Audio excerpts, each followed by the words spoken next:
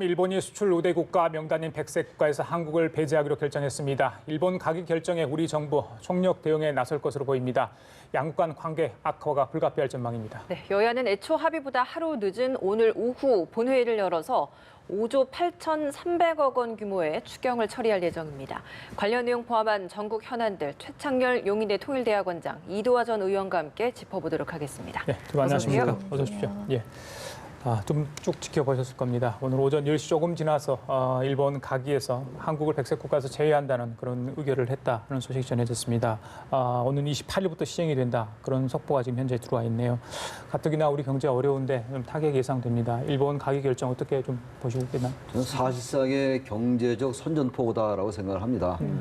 정치적이나 군사안보적인 건 아닙니다만 27개 국가가 지금 100세 국가로 지정돼 있는데 물론 네. 우리나라는 2004년도에 들어갔죠. 거기서 그 우대국에서 제외한다는 건요. 사실상 명시적인 그 적대적 감정을 드러낸 거라고 봐야 돼요. 경제 측면입니다만. 근데 그 문제가 경제에만 국한된 게 아니라 안보 물자가 다른 나라로 흘러갈 수 있다는 그런 우려 때문에 제외하겠다는 거거든요. 그러니까 네. 이거는 사실 경제적 측면에서의 보복에서만 생각할 수가 없는 거죠. 경제 보복에서 한 차원 나아가서 안보 문제까지 결부시킨 거거든요.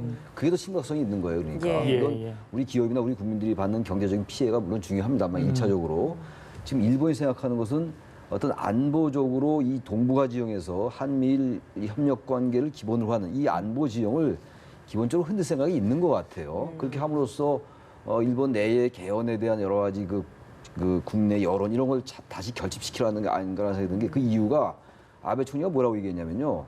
엄중한 국제 정세 속에서 어떤 이 국익과 개헌을 생각해서 한 묶음을 생각한다 이런 얘기를 했거든요. 예. 이 얘기는 단순한 경제 얘기가 아니라 개헌 얘기를 거기 집어넣었어요. 국익, 개헌, 엄중한 국제 정세다 이런 얘기를 아베 총리가 며칠 전에 했단 말이에요. 그러니까 그러다 보니까 이 사안이 강제징용 배상 문제와도 연결돼 있고 또 이제 우리나라의 어떤 그 내부적인 문제까지 결부시켜서 자기네 나라도 그렇고 그래서 어쨌든 이거를 개헌 그리고 일본의 극우 세력을 결집시키고 그리고 어떤 한국의 미래 산업까지도 흔들려 하는 그러니까 안보, 경제, 일본의 국내 여론 모든 걸 다 감안하는 대단히 복합적이고 생각이 다단한 이런 생각으로 한 거다라고 봐서 저는 굉장히 중요한 사실상의 적대행위다라고 저는 생각합니다.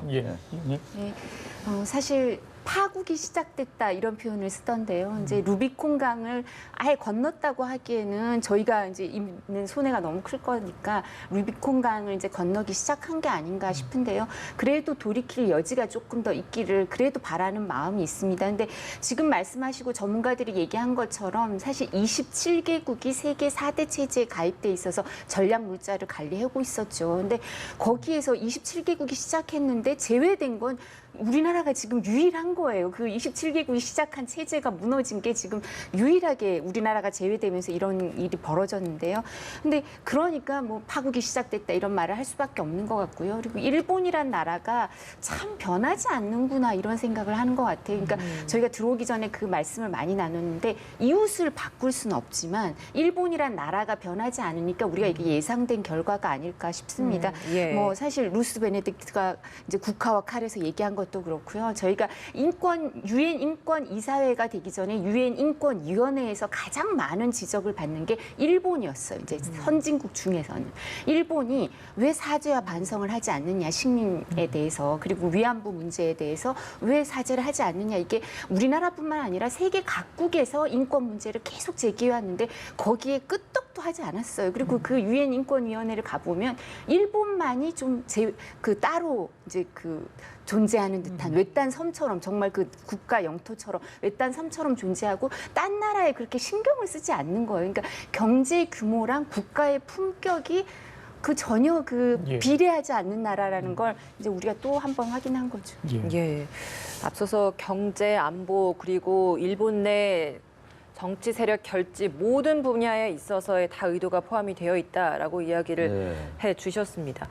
조금 전에 그 지소미아 문제와 관련해서 스가 요시히데 관방장관이 공조할 건 공조해야 한다라고 이야기를 했다고 합니다. 이번 이 결정 이후에 어제 강경화 외교부 장관이 다음 대응으로서 지소미아도 검토해 볼 수 있으면 조치를 검토해 보겠다라고 입장을 밝혔었는데 거기에 대해서 일정 부분 좀 또 이야기인 것 같거든요. 이 발언 어떻게 보셨어요? 지소미아가 이제 한일 군사정보보호 협정이잖아요. 이건 참 모순되긴 해요. 안보 국가, 안보 우방에서 제외하겠다는데 각국이 서로 갖고 있는 정보를 준다라는 게 참 논리적으로 안 맞잖아요. 참 일본의 그 태도가 속내가 무엇인지 우리가 뭐 대충 짐작은 하는 겁니다만 그렇다고 우리가 지금 지소미아를 일방적으로 파기하겠다고 선언하면 또 여러 가지 또 복잡한 문제도 있어요. 미국은 이제 우리와 일본 간의 그 군사 협정 이걸 굉장히 중시하는 거잖아요. 한미일 협력 관계 중요한 하나의 그 잣대니까 고리이기 때문에 그렇다고 우리가 사실 마땅한 대응 카드도 이제 많지도 않은데 지소미아 우리가 일본은 지금 유지하겠다라고 얘기하는데 우리도 예. 같이 유지하겠다라고 얘기하면 이건 전략적으로도 전 크게 도움이 안 될 수도 있을 것 같아요. 그러니까 일반적으로 볼 때는 우리가 이제 지소미아 그 군사보호협정을 폐기한다고 얘기를 하고 자꾸만 이제 그쪽으로 방향을 틀면 미국이 그걸 바라지 않기 때문에 일본에게 어떤 형태로든 간에 압력이 됐건 무슨 중재안 권고가 됐건 이 좀 파국을 막을 수 있지 않을까. 아직 시간이 좀 있으니까 이렇게 볼 수 있지만 미국이 별로 그럴 것 같지도 않아 보이기도 해요. 저는 미국이 지금 현재의 한일 갈등을 보는 관점이 우리와는 많이 다른 것 같아요. 기본적으로. 예. 미국은 어떤 면에서 볼 때 한국과 일본이 적절한 갈등, 적절한 협력 관계를 바라는 게 아닌가라는 생각이 들거든요. 그렇다면 미국이 우리가 지소미아 파기를 막 한다고 해서 거기 겁을 먹고 일본을 압박할 것 같지도 않고 그렇다고 우리가 지소미아 일본 생각처럼 그대로 유지하겠다고 할 수도 없고 그렇기 때문에 적어도 우리는 지소미아를 당장 파기하겠다고 얘기는 안 한다 하더라도요. 이건 강력하게 대응한다는 차원에서 언제든지 우리는 이거를 연기 결정할 수 있다, 파기할 수 있다라는 메시지는 하는 건 필요할 것 같아요. 예. 당장 파기 선언을 하지 않더라도 알겠습니다. 말이죠. 한일 군사보호협정 지소미아 정치권에서도 찬반 논쟁이 있는 것 같습니다. 예, 지금 말씀하신 것처럼 여당 내부에서도 이 부분에 대해서는 의견이 일치되지는 않는 것 같습니다. 이해찬 당대표는 지소미아 문제는 신중히 해야 된다고 얘기를 했고요. 최근에 국정원 보고에서도 서훈 국가정보원장이 이 부분은 신중히 해야 된다 이런 입장을 얘기를 했었고 예. 사실 외통위 보고를 할 때도 강경화 장관이 이 부분에 대해서 뭐 폐기도 검토할 수 있다라고 얘기하니까 여당 중진 의원, 외통위는 중진 의원들이 들어와 있잖아요. 그 중에서 사실 그게 외교부 장관이 할 얘기가 아니다. 지소미아 문제는 이제 안보 문제가 다 있으니까라고 가로막는 의원들도 네. 있었거든요. 그리고 이게 상호 호혜적이죠. 이제 그 정보 협정이란 건 우리가 얻는 것도 많거든요. 그리고 최근에 저희가 러시아 군용기가 우리 영공을 침범했을 때 다음 날 신문 일면 보도 사진을 보면 우리 국방부에서 제공한 사진이 아니에요. 그러니까 일본에서 갖고 온 사진이었어요. 그런 것처럼 우리가 얻을 수도 있는 것도 있고 또 그 미국 문제가 걸려 있는데 미국의 국무부나 국방부 대외 보고서를 보면요. 이제 한국은 대한민국은 동북아시아에 있어서 거점이죠. 안보 거점이지만 일본은 인도 환태평양 거점이라고 표현이 돼 있어요. 그러니까 이 미국 입장에선 보면 한국과 한미일 정보 협정이 너무나 중요하고 이 삼각 편대가 너무 중요하지만 일본은 과연 어떤 생각을 가질까요? 일본이 그처럼 우리한테서 얻을 정보가 얼마나 있을 거며 우리와 이 문제에 대해서 어떤 생각을 할지 생각을 해보면 정말 얼마나 지렛대로 활용될지는 잘 예. 모르니까요. 외교부 장관이나 이런 사람들은 이 부분에 대해서 신중하고 그 대신에 야당 국회의원들은 얼마든지 얘기해도 되죠. 국회의원들은 이 부분에 대해서 정말 원장님 말씀하신 것처럼 우리 모든 수단을 갖고 이거 강경하게 대응해야 된다. 폐기도 검토해야 된다. 이런 얘기를 할 수 있지만 정부와 여당은 좀 신중해야 되지 않을까 싶습니다. 예, 우리 정부도 즉각적인 대응에 나서기로 했습니다. 당장 오늘 오후 2시에 문재인 대통령이 임시 국무회의를 열어서 오늘 있었던 일본 가격 결정된 대응 방안에 대한 대국민 메시지를 생중계로 발표할 것으로 보입니다. 일단 임시 국무회의를 열게 됐고요. 그것도 이제 대국민 메시지를 생중계로 한다. 메시지 수위가 굉장히 궁금한데 형식과 내용 어떻게 좀 보십니까? 대국민 담화가 나올 가능성이 큰 것 같아요. 이제 뭐 저도 그런 말씀 합니다만 냉정하게 대응해야 되는 게 맞죠. 냉정하게 하고 결국은 최종적으로 우리의 국익이 가장 중요한 거니까 모든 국가의 주체들은 국제사회의 주체들은 국익이 최우선 아니겠어요. 근데 그렇다 하더라도요. 그 국익을 위해서라도 이런 상황 바로 오늘 조금 아까 가기에서 결정이 된 거 아니에요. 일본에서 백색국가 제외로. 예. 그렇다면 그 당일날까지 우리가 이렇게 냉정 되찾자라고 하는 건 맞지 않는 것 같아요. 어차피 우리 냉정하게 대응하고 있는 겁니다, 지금. 우리가 어떻게 무슨 뭐 정치적으로 뭘 선전포하는 것도 아니고 그렇기 때문에 어차피 냉정하게 하는 것이기 때문에 지나치게 냉정하게 하자라는 말을 강조하는 것도 저는 너무 불필요할 것 같고 예. 그래서 대통령이 그런 국민들에게 어쨌든 우리와 일본의 특수한 관계라든지 과거사 문제도 분명히 있는 거거든요. 또 사실은 이런 말이 어울릴지 모르겠습니다만 구한 말부터 일본이 우리에게 쭉 해왔던 것들 생각해 보세요. 그런 것들 전혀 배제할 수가 없는 거거든요. 좀 그래서 대통령이 하나의 결집의 차원에서 말이죠. 리더십을 보여준다는 차원에서라도 조금 강경하게 해도 될 것 같고 저는 생각보다 조금 수위가 높은 발언이 나올 수도 있을 것 같은데 그게 무엇이냐는 장담하기 어려울 것 같은데 지소미아 이런 얘기도 저는 할 것 같아요. 당연히 파기한다는 얘기는 절대로 안 하겠습니다만 저는 그런 것도 필요하다고 봅니다. 예. 근데 저는 사실 이제 대통령의 대국민 담화는 법률적 효력이 있느냐 없느냐 이런 부분도 다툴 정도로 사실 의미가 아주 크거든요. 그리고 이제 구속력이 있기 때문에 이 부분에 대해서는 대통령께서 좀 신중하실 필요는 있는 것 같아요. 근데 일본 문제는 감정적인 게 있죠. 저도 감정적으로 돼요. 사실 어떤 소설가가 어떻게 썼냐면 그 우리 민족이 그 일본에 대해서는 식민지 경험이 있기 때문에 그 식민의 경험이 우리 민족의 영혼에 기나긴 그림자를 드리웠다 이런 표현을 쓰는데 정말 우리 민족에게는 정말 그 그림자가 아직까지도 너무 크고 넓어요. 그러니까 감정적으로 될 수밖에 없어요. 그리고 또 사실 우리가 일본 문제를 생각해 봤을 때 임진왜란도 그렇고 뭐 36년 식민 통치도 그렇고 그 당시 항상 일본을 극복할 수 있었던 거는 지도부의 노력보다는 사실은 의병이나 독립운동, 민중의 노력 때문이었어요. 그렇기 때문에 국민들이 원하는 거는 대통령께서 그렇게 짧고 강력한 메시지는 필요하지만 국민들의 감정에 편승하지 않아도 충분히 게이지는 높아져 있는 상태예요. 그래서 대통령께서는 짧고 강력한 메시지는 해야 되겠죠. 그렇게 얘기를 하시고 또 중요한 게 국민들의 불안감을 해소할 필요는 있을 것 같아요. 아까 말씀드린 것처럼 한 번도 광군이 이긴 적은 없거든요. 의병이 이겼지. 그러면 광군이 뭘 할지를 보여주시는 리더십을 보여줘야 될 것 같아요. 그러니까 대통령께서 정부가 뭘 할지를 국민들한테 알려줘서 안심을 시킬 필요가 있지 않을까. 그리고 아직도 제가 파국이 시작됐다 그랬지만 파국이 끝난 건 아니거든요. 결말이 난 건 아니니까 아까 그 백색 그 국가에서 제외되고 뭐 리스트가 1120여 개가 되지만 그 부분에 대해서 개별 허가를 하는 거는 아주 극소수로 하고 특별 포괄 허가를 전반적으로 해서 사실상 백색 국가와 비슷한 효과를 낼 수도 있거든요. 아직도 시행령의 여지는 남아있기 때문에 협상의 여지가 있으니까 대통령께서 말씀하실 때 그 여지도 조금은 남겨둬야겠죠. 예, 국민 불안감을 해소시키고 좀 안심시키는 데 주력하는 메시지가 나왔으면 좋겠다라고 이야기를 해주셨습니다. 오늘 이 결정이 나오기 전까지 우리 외교부도 그랬고요. 국회의원들도 전방위적으로 뛰어다녔습니다. 방일단도 일본을 직접 찾아가서 자민당 간사장을 만나기로 했는데 결국에는 취소됐습니다. 이게 거의 뭐 외교적인 결례 아니겠습니까? 뭐 외교적인 결례가 벌써 한두 번이 아니니까 니카이 간사장이 우리 지한파라고 하는데 약속을 어기고 두 번째 취소를 해버렸단 말이에요. 그러니까 이거는 이제 일본의 정치 체제라는 게 아베 총리가 지금 절대적인 권력을 행사하고 있는 거 아니겠어요? 사실상 일본의 정당 체제라는 게 우리하고 달라서 일당 우위 체제거든요. 사실상 자민당이 거의 독점하다시피 한 이런 체제죠. 지금 뭐 공명당하고 여당은 구성하고 있습니다만 이러한 그 일본의 정치 상황을 그대로 보여주는 것 같아요. 니카이 간사장도 이러한 게 대단히 무례고 외교적으로 결례라는 걸 모를 리가 없을 텐데도 불구하고 그만큼 현재 일본의 지금 이 한국에 대한 여러 가지 조치 이런 것들은 대단히 강경하다는 반증이거든요. 일본이 그렇게 분명한 입장을 가지고 자신들의 로드맵에 따라 움직이고 있는 거예요, 지금.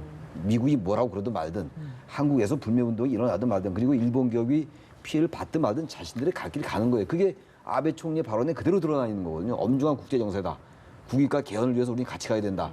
이런 얘기가 드러나 있기 때문에 그거의 반응인데 저는 여담은 우리나라가 관군은 많이 이겼어요. 이순신 장군이 23승 했었거든요. 임진왜란 때 뭐 여담으로 드리는 말씀이고 좀 그래서 우리가 냉정하고 차분하게 대응해야 되지만 중요한 건 어쨌든 우리 국민들에게 이길 수 있다라는 것도 우리가 강력하게 얘기할 필요가 있다고 양면성이 다 있다고 생각합니다. 예, 벌써 오늘 일본 가기 결정에 대해서 각 정당이 규탄의 목소리를 내고 있습니다. 한국당이 오전 11시, 그러니까 지금 아마 긴급 회의를 시작을 했겠네요. 민주당 오후에 긴급 대책회의를 합니다. 자, 이번 사안이 결정하기 전에 어떻게 이 문제를 접근할 건가에 대해서 여야가 또 약간의 공방을 벌이지 않았습니까? 일단 가기 결정이 됐기 때문에 정치권에서 좀 한 목소리 낼 부분은 분명히 내야 되지만 또 다른 또 정치 논쟁으로 번지는 것도 우려하는 목소리 분명히 있거든요. 어떻게 보십니까? 예, 지금 무엇보다도 사실 지금 말씀하신 것처럼 오늘은 일치된 입장을 보여야 될 것 같아요. 그러니까 국회 본회의가 추경 예산 뭐 통과하면서 추경 통과하는 본회의가 있을 텐데요. 제 생각에는 외통위에서 통과된 결의안을 국회 본회의에서 이제 대일 결의안을 보내면서 항상 이 그 의회에서 내는 목소리는 그 정통 외교 관료들이 내는 목소리보다는 강경해도 되거든요. 그런 부담, 이제 프로토콜이나 그런 여러 가지 부담에서도 또 벗어나 있고 또 법적인 구속력에서도 일정 부분 벗어나 있으니까요. 그래서 의회에서 강경한 목소리를 내주는 거는 반드시 필요하고 일치된 견해를 보여주는 것도 필요하다고 생각하는데요. 그 세부 이제 방법에 대해서는 의견이 달라질 수도 있고 대통령께 여러 가지 제언을 드릴 수도 있다고 생각해요. 왜냐하면 아까 이제 23전 23승 얘기하셨겠지만 그 정유재란과 임진왜란 때 뭐 수천 번, 수만 번 전투 중에 그리고 그 23전 23승이 이제 그 이순신 장군이 12척을 유지하기까지는 의병들이 대부분 활동을 한 건 사실인 거예요. 그러니까 저희가 기대하는 거는 지금 말씀하신 것처럼 대통령께서 리더십을 발휘해서 이순신 장군 같은 모습을 보여주길 기대하는 거죠. 그렇긴 하지만 제가 아까 말씀드린 것처럼 협상의 여지도 있고 일본 내부에도 일본 국민들 중에도요. 아베 내각에 반대하는 생각을 가진 국민들도 많아요. 지금 방일 의원단이 만난 사람들 중에 연립여당 그리고 입헌민주당 일본엔 이제 공산당도 있죠. 이 사람들도 이 부분에 대해서 그 수출 규제에 대해서 반대하는 의견을 갖고 있는 사람들이에요. 이 사람들은 기본적으로 그러니까 그 일본 의회에도 반대 목소리가 있고 일본 국민들한테도 있으니까요. 자, 일본이 우리나라를 백색 국가에서 배제하는 경제 보복을 감행을 했습니다. 청와대가 일본의 결정에 대한 입장을 밝혔습니다. 네, 조금 전 현장 화면 함께 보시겠습니다. 일본 각의 결정에 대한 브리핑 하겠습니다. 한국을 화이트리스트에서 제외하기로 한 일본 아베 내각의 각의 결정에 깊은 유감을 표명합니다. 우리 정부는 그동안 문제 해결을 위해서 외교적 협의와 대화 의사를 지속적으로 표명해 왔습니다. 대화와 소통을 통한 문제 해결을 위해서 우리 정부는 끝까지 열린 자세로 임해왔음을 말씀드립니다. 앞으로 우리 정부는 이번 일본의 부당한 조치에 대해서 단호한 자세로 대응해 나가겠습니다. 오늘 오후 문재인 대통령은 임시 국무회의를 개최해 입장을 밝힐 예정입니다.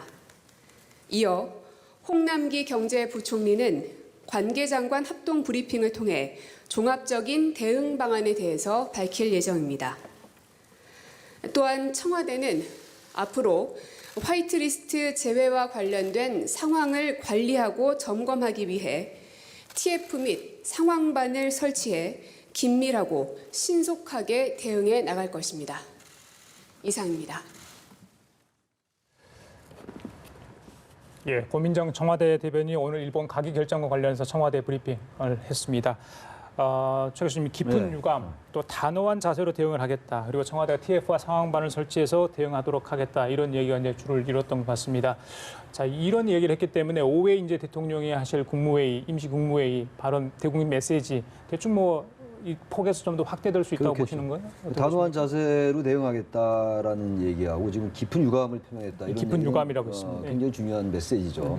이렇게 발언하지 않을 수도 있거든요. 그냥 원론적으로 할 수 있는데 일단 지켜보겠다라든지 아직 시간이 남았다 이렇게 할 수 있는데 뭐 그렇게 하려고 예상할 수는 전혀 없는 것이었고 이제 우리가 예상한 그대로예요. 깊은 유감이고 단호한 자세로 대응하겠다. 그게 다 부당한 조치라고 얘기했잖아요. 부당하다고 이게 정부가 적시한 거거든요. 맞습니다. 단정을 내린 거거든요. 규정을 한 것이기 때문에 오후에 대통령의 그 임시국무회의 때 발언이 굉장히 이런 것들 반영한 좀 구체적인 얘기가 나올 수 있을 것 같고 이거 한 단계 더 구체적인 얘기가 이제 홍남기 부총리가 종합적인 대응 방안을 발표한다고 그랬으니까 거기에 이제 일단 고민정 대변인이 이 얘기를 하고 이렇게 방향은 이런 것이다.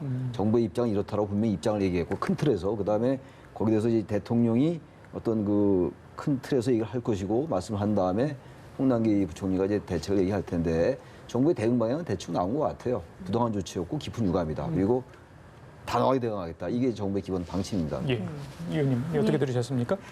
사실 이게 우리가 예상된 결과라고 다들 얘기를 하고 있잖아요. 예상된 결과이기 때문에 저희가 기대하는 거는 홍남기 부총리가 얘기할 때는 뭔가 좀 더 구체적이고 그리고 우리가 예측 가능한 얘기를 좀 해주셨으면 좋겠어요. 그러니까 그리고 주로 이 부분의 대응 방안에 대해서 전략 전술적으로 노출이 되면 안 된다. 그러면서 이제 말씀을 아끼시는데요. 그래도 국민들의 불안감을 해소하기 위해서 그리고 국민들이 예측 가능한 생활을 하기 위해서는 일정 부분 구체적인 걸 얘기해 줄 수 있는 있는 부분은 좀 얘기를 해주실 필요가 있지 않나. 그리고 전문가가 나와서 얘기하시는 거니까 그런 부분을 좀 기대해 보고요. 그리고 예. 아까 제가 드리다 한 말씀처럼 일본 여론이나 일본 의회에도 이 일본 그 정부의 방침이 잘못됐다고 생각하는 여론들이 분명히 존재하고 있으니까 예.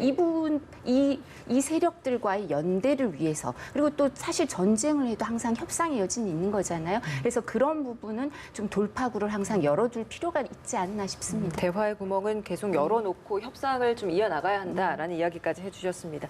국회 차원에서도 이번 일본의 경제 보복 조치에 대한 대응을 하기 위해서 추경안 처리 굉장히 시급했었고 예. 어제 본회의 열어서 통과시키기로 했었는데 2시에 열기로 했다가 4시로 바뀌고 어떻습니까? 8시로 바뀌고 자정 넘어서까지 결국에는 안 된다 돌아가라라는 메시지를 남기고 나서 오늘 아침에 9시에 열기로 했어요. 근데 또 이게 시간을 확정짓지 못하는 오후로 늦어졌단 말이에요. 이렇게 계속해서 좀 지연되고 있는 이 모습 어떻게 보시고 어떤 이유 때문이라고? 추경이 오늘 새벽에 2시 내지 3시에는 될 줄 알았어요. 근데 안 됐잖아요. 예. 오늘 오전에도 안 됐고. 추경 심사가 이제 8월 1일 날 본회의 열어서 통과시키기로 한 게 어제인데 31일 날 그 심사했단 말이에요. 예. 추경이 6조 7천억 원인데 물론 최종 현재 이제 여야 합의하면 5조 8천억 정도로 합의는 했습니다만 이런 큰 돈을 물론 국가 전체 예산에 비하면 작을지 모르겠습니다만 어떻게 이틀 사흘 만에 심사하겠다라는 국회의원들의 이 속셈 이런 것들과 지금 우리가 대화를 나누고 여기서 얘기를 나누고 있습니다만 너무 맞지 않는 거예요. 밖에서 일어나는 엄청난 대내외적인 이런 위기 상황들. 북한도 북한대로 계속 미사일 쏴대고 있잖아요, 지금. 러시아대로 영공 침범하고 있고. 우리 국내에서 이럴 때야말로 초당적으로 적어도 이 일본 수출 규제, 일본의 지금 안보 이 사실상 도발인데 이런 것들에 대응하기 위해서라도 추경에 포함돼 있잖아요. 2,700억 예. 정도가 이 관련 예산이. 이런 거는 통과시켜야죠, 빨리. 이럴 때야말로 정말 야당이, 제1야당으로서의 역할을 할 수 있는데 예. 여전히 같은 모습인 것 같아요. 일본 대응 예산이 한 2,732억 원 정도 됩니다. 오늘 또 경제보복 철회 촉구 결의안도 예. 사실상 처리를 하기로 했는데 좀 늦어졌습니다. 그래서 사실은 일본 가계에 맞춰서 이것들이 착착 나갔으면 일본에 던지는 메시지가 좀 국회에서 차원에서 있을 수 있었다 이런 분석인데 좀 늦은 감이 있어 보여요. 근데 오늘 지금 11시에 아마 각 정당에서 이제 회의를 열어서 이 부분에 대해서는 정당 입장을 다 발표할 거예요. 그리고 오후 2시가 되면 대통령의 입장이 나오실 거고 그러면 국회에서 이 부분에 대해서 결의안이라든가 추경 처리를 오늘 중으로 통과하면 의미가 있지 않을까 싶습니다. 예. 근데 사실 추경은 제가 그 2,700억 예산 세부 내역을 좀 들어봤거든요. 근데 그 2,700억 세부 내역이 주로 사실 우리가 이제 기술 개발 직접 비용이 아니라 기술에 대한 개발이 가치가 있는지 검토하고 검증하고 그리고 이제 프로젝트 비용이고 이런 거기 때문에 6개월, 1년 동안 진단하는 비용이 주로 들어있지 이게 직접적으로 바로 기술 개발로 이어지는 건 아니고 그러니까 이 부분에 대해서 또 3조 이상의 국채가 발행되니까요. 야당 입장에선 꼼꼼히 살펴볼 필요가 있었을 겁니다만 사실 시간이 너무 촉박하고 전문적인 심사가 이루어지는지는 국민들이 의문을 좀 예. 가질 수 있을 것 같습니다. 그래요. 알겠습니다. 지금까지 최창열 용인대 통일대학원장 이두화 전 의원 두 분과 함께 얘기 나눠봤습니다. 오늘 말씀 감사합니다. 고맙습니다. 고맙습니다.